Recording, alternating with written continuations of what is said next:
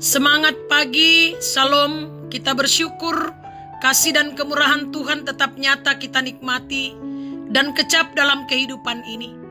Kita kembali dipersekutukan pagi ini untuk mengawali seluruh kegiatan kita dalam memaknai dan menjalani kehidupan anugerah Tuhan ini dalam terang firman Tuhan yang akan kita dengarkan dalam saat teduh pagi ini dengan rehat edisi Rabu 21 Oktober 2020. Kita berdoa mohon hikmat Tuhan. Pagi ini kembali kami mempersekutukan hati, pikiran, dan kehidupan kami untuk mendengarkan suara Tuhan melalui firman Tuhan yang akan kami pedomani dalam menjalani kehidupan kami hari ini. Roh Kudus tolong kami, urapi dan terangi hati kami. Ampuni dosa dan keterbatasan kami. Di dalam Yesus Kristus kami berdoa. Amin. Firman Tuhan yang akan menyapa kita pagi ini dari Injil Matius pasal 17 ayat 24 sampai ayatnya yang ke-27. Demikian firman Tuhan. Yesus membayar bea untuk bait Allah. Ketika Yesus dan murid-muridnya tiba di Kapernaum, datanglah pemungut bea bait Allah kepada Petrus dan berkata, "Apakah gurumu tidak membayar bea 2 dirham itu?" Jawabnya, "Memang membayarnya." Dan ketika Petrus masuk rumah, Yesus mendahuluinya dengan pertanyaan, "Apakah pendapatmu, Simon? Dari siapakah raja-raja dunia ini memungut bea dan pajak? Dari rakyatnya atau dari orang asing?" Jawab Petrus, "Dari orang asing." Maka kata Yesus kepadanya, "Jadi bebaslah rakyatnya. Tetapi supaya jangan kita menjadi batu sandungan bagi mereka, pergilah memancing ke danau. Dan ikan pertama yang kau pancing, tangkaplah dan bukalah mulutnya. Maka engkau akan menemukan mata uang 4 dirham di dalamnya. Ambillah itu dan bayarkanlah kepada mereka, bagiku dan bagimu juga." Amin. Tema perenungan kita pagi ini adalah Yesus pun membayar pajak. Jemaat yang dikasihi Tuhan, pajak adalah pungutan wajib dari rakyat untuk negara. Pajak yang dibayarkan rakyat akan masuk dalam pos pendapatan negara dari sektor pajak. Uang pajak digunakan untuk kepentingan umum, bukan untuk kepentingan pribadi. Lalu, bagaimana sikap Yesus terhadap pajak? Saudara-saudara, agar tidak menjadi batu sandungan, Yesus berkata kepada Petrus bahwa, "Petrus, agar kita tidak menjadi batu sandungan, kita akan buktikan bahwa kita membayar pajak." Karena itu Yesus menyuruh Petrus memancing ke danau. Dan yang luar biasa adalah ikan pertama yang didapat oleh Petrus, di dalamnya terdapat uang 4 dirham. Hal itu terjadi ketika Petrus menuruti perintah Yesus. Dengan uang tersebut, Petrus menggunakannya membayar pajak 2 dirham kepada pemungut bea dan selebihnya untuk Yesus dan Petrus. Sangat menarik bahwa Yesus menyuruh Petrus untuk memancing ikan karena Yesus tahu ikan mana yang harus ditangkap yang di dalam mulut ikan tersebut terdapat 4 dirham. Ini membuktikan kepada kita bahwa Yesus adalah Allah yang tahu mengenai segala perkara. Jemaat yang dikasihi Tuhan, pada dasarnya pajak berfungsi untuk membangun kesejahteraan masyarakat.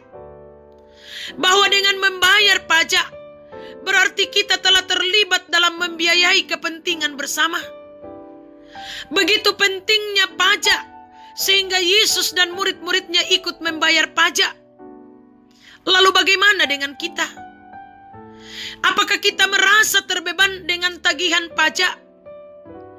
Marilah bertindak seperti Yesus, bahwa berikanlah kepada pemerintah apa yang harus diberi, dan berikanlah kepada Tuhan apa yang menjadi bagian Tuhan. Taatlah membayar pajak untuk kepentingan bersama. Namun tetaplah bersyukur dengan memberi persembahan kepada Tuhan. Amin. Mari kita berdoa. Dengan kerendahan hati kami tunduk di hadapan hadirat-Mu Tuhan.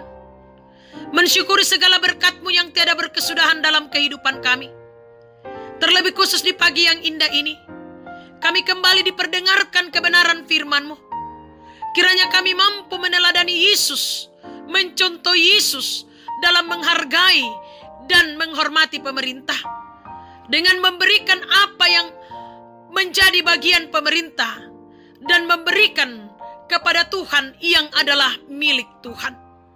Roh Kudus yang akan menolong kami semua. Bapa yang Maha Kasih dalam kerajaan surga, lewat doa syafaat ini kami serahkan perjalanan hidup kami. Kami tahu Tuhan, hanya Engkaulah yang mampu menolong kami. Hanya Engkaulah yang akan memberkati kami dalam menjalani kehidupan ini. Karena itu kami teduhkan hati kami kepada Tuhan. Karuniakan hikmat kebijaksanaan, kesehatan kepada kami semua. Sehingga kami mampu memaknai dan menjalani serta mengisi kehidupan anugerah Tuhan ini. Berkati setiap pekerjaan kami, setiap pelayanan kami, setiap tugas kami, usaha rencana-rencana kami. Sehingga semuanya berjalan dengan baik seturut dengan kehendak Tuhan sendiri. Iya Bapa yang Maha Kasih dalam kerajaan surga, kami pun berdoa menyerahkan kehidupan anak-anak kami. Tuntun dan peliharakan mereka bersama dengan cucu-cucu terkasih kami dalam berbagai aktivitas mereka. Sehingga mereka pun tetap sehat, terpelihara dan terlindungi dari COVID-19. Sehingga mereka pun menikmati sukacita dalam Tuhan karena kesuksesan keberhasilan selalu Tuhan nyatakan dalam kehidupan mereka. Orang tua kami, saudara-saudara kami, kekasih-kekasih kami, Tuhan kiranya yang akan tetap memberkati mereka semua. Kami berdoa buat jemaat Tuhan, kiranya Engkau berkati mereka setiap saat dalam tugas tanggung jawab mereka. Majelis gereja, pengurus organisasi intragerejawi, di dalam pelayanan-pelayanan dan tanggung jawab mereka, Tuhan tolong berkati mereka semua. Pemuda-pemudi-Mu Tuhan, dalam mengisi masa muda mereka, dalam menggapai cita-cita mereka, dimanapun mereka berada, Tuhan tuntun, Tuhan sertai mereka, sehingga mereka pun boleh menjalani kehidupan mereka dengan senantiasa bersandar dan berharap hanya kepada Tuhan. Kami berdoa Tuhan menyerahkan jemaat-Mu yang bergumul karena sakit penyakit. Kami serahkan ke dalam tangan-Mu Tuhan. Mama Windy yang masih dirawat di rumah sakit, Tuhan pulihkan dan sembuhkan. Kami berdoa buat kakek Dafan yang ada di Samarinda menjalani pengobatan untuk pemasangan ring yang ketiga. Kiranya semuanya berjalan dengan baik seturut dengan kehendak Tuhan sendiri. Kami berdoa Tuhan buat Bapak Sora yang telah selesai menjalani operasi. Berkati dalam pemulihannya sehingga boleh pulih seperti sedia kala. Kami berdoa buat Bapak Diki yang akan menjalani operasi hari ini. Kiranya Tuhan tetap memberkati sehingga semuanya boleh berjalan dengan baik seturut dengan kehendak Tuhan sendiri. Bahkan saudara-saudara kami yang lain yang tidak kami sebut namanya satu persatu, yang dalam kelemahan tubuh, pulihkan dan sembuhkan mereka. Yang lalai ingatkan, yang berduka hiburkan, yang bersuka cita pun karena berbagai hal, sempurnakan sukacita dan kebahagiaan mereka. Para janda, duda, anak yatim dan piatu orang tua dalam usia lanjut, dampingi mereka dalam menjalani kehidupan mereka Tuhan. Ajar mereka untuk senantiasa setia kepada Tuhan, dan mampukan kami untuk saling menopang di dalam doa dan pengharapan hanya kepada Tuhan sendiri. Pemerintah kami berkati, bangsa dan negara kami berkati, sehingga aman dan tentram di dalamnya kami tetap memuji memuliakan nama Tuhan.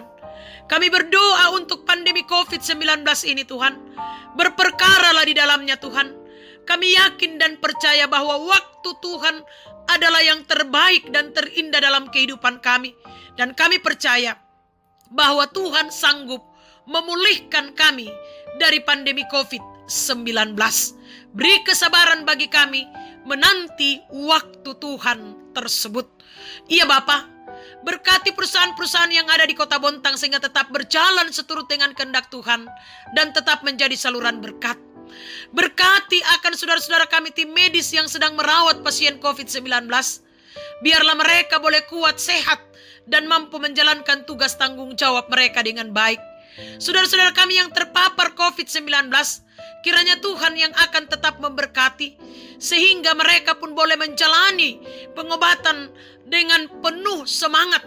Dan biarlah mereka boleh pulih dan sembuh seperti sedia kala. Iya Bapa, kami pasrahkan seantero perjalanan kehidupan kami hari ini ke dalam tangan-Mu. Kami percaya bersama-Mu, kami akan aman tentram, menikmati berkat-berkat Tuhan. Ampuni dosa dan keterbatasan kami Tuhan. Dengarkan kami. Di dalam Yesus Kristus kami datang kepada Bapa di sorga. Amin.